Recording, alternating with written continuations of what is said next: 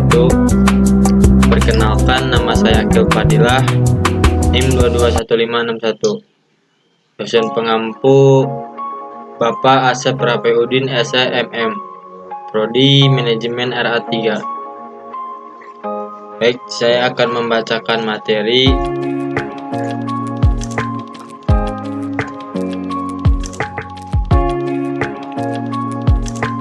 etika dan tanggung jawab sosial bisnis. Bisnis yang beretika. Etika bisnis adalah tindakan yang dilakukan dalam kegiatan bisnis dengan tidak menyalahi aturan organisasi dan masyarakat. Etika bisnis penting karena menciptakan suasana profesional, saling menghormati, dan meningkatkan komunikasi yang membantu kantor berfungsi sebagai tempat yang produktif. Salah satu keuntungan berbisnis secara etis, yaitu perusahaan yang menerapkan etika bisnis akan mendapatkan manfaat berupa kepercayaan dan konsumen. Perusahaan dan pengaku kepentingan. Pengaku kepentingan stakeholder adalah seseorang, kelompok, atau organisasi yang mempunyai kepentingan atau kepentingan dalam pengambilan keputusan dan aktivitas suatu bisnis, organisasi, atau proyek. Pengaruh pengaku kepentingan bisa sangat besar, meskipun pengaruhnya bervariasi tergantung pada tingkat kepentingan mereka dan seberapa langsung mereka berinteraksi dengan organisasi. Globalisasi dan etika bisnis. Etika bisnis di era globalisasi, bisnis merupakan sebuah kegiatan yang telah mengglobal. Setiap sisi kehidupan diwarnai oleh bisnis. Dalam lingkup yang besar, negara pastinya terlibat dalam proses bisnis yang terjadi. Tiap-tiap negara memiliki sebuah karakteristik sumber daya sendiri, sehingga tidak mungkin semua negara merasa tercukupi oleh semua sumber daya yang mereka miliki. Perilaku etis mengacu pada tindakan dan keputusan yang selaras dengan nilai, prinsip, dan kode moral individu atau organisasi. Perilaku tidak etis di sisi lain mengacu pada tindakan dan keputusan yang melanggar nilai-nilai dan kode moral ini. Adapun etika bisnis dilandasi oleh beberapa teori. Terdapat 4 teori dalam etika bisnis yaitu deontologi, teleologi, hak dan keutamaan. Dampak positif globalisasi terhadap bisnis: mempermudah perdagangan, mudah mendapatkan modal, networking. Dampak negatif globalisasi terhadap bisnis. Di sini ada harga, cybercrime, keuangan tidak stabil. Teori-teori etika dan referensinya. Teori etika menyediakan kerangka yang memungkinkan kita memastikan benar tidaknya keputusan moral yang akan kita lakukan.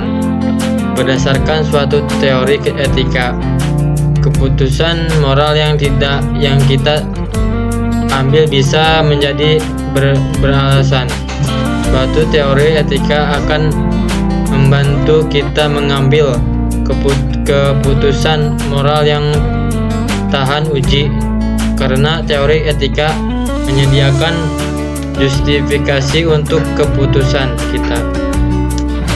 Adapun macam-macam teori etika yaitu 1. Teori teleologi, 2. Teori egoisme, 3. Teori utilitarisme.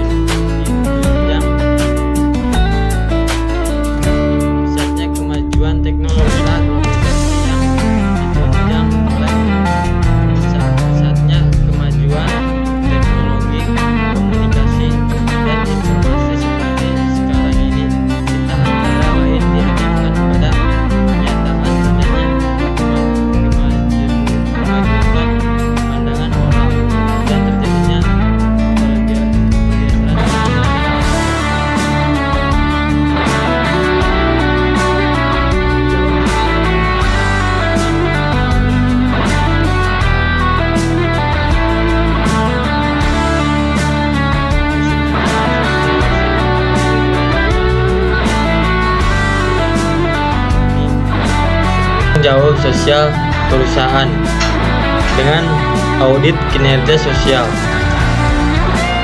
Kesenjangan sosial seringkali dirasakan pada saat pandemi, yang mana pandemi tersebut telah melahirkan sebuah kesengasaraan yang didalami oleh sebagian besar rakyat. Serta sebagian besar rakyat tersebut terjadi menurut geologi secara khusus membedakan suatu macam pandangan mengenai status perusahaan, yaitu legal vestor dan legal respondition. Konsep corporate social responsibility melibatkan tanggung jawab kemitraan antara permintaan, lembaga, sumber daya, komunitas, juga komunitas lokal setempat. Manfaat yang didapatkan dari pelaksanaan tanggung jawab sosial perusahaan. Bagi perusahaan sendiri, bagi masyarakat, pemerintah dan pemangku kepentingan lainnya. Corporate social responsibility atau tanggung jawab sosial perusahaan merupakan kewajiban perusahaan yang dianggarkan dan diperhitungkan sebagai biaya perusahaan, yang pelaksanaannya dilakukan dengan memperhatikan kepatutan dan kewajaran. Di Indonesia belum ada standar mengenai review atau analisis kinerja sosial. Contohnya, kegiatan sosial suatu entitas berupa CSR. Begitu banyak macam dan bentuk dari CSR di setiap entitas. Hak dan kewajiban pemilik usaha berdasarkan Undang-Undang Ketenagakerjaan, yakni Undang-Undang Nomor 13 Tahun 2003 tentang Ketenagakerjaan. Hak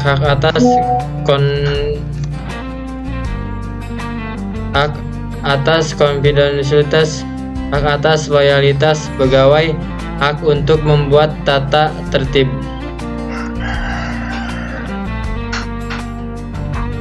Kewajiban memberi upah, kewajiban memberi kesempatan yang sama, kewajiban memberi pelatih kerja. Ada dua jenis hubungan pemilik usaha dengan karyawan. Satu, hubungan kerja untuk periode yang tidak ditentukan. Dua, hubungan kerja untuk periode yang ditentukan.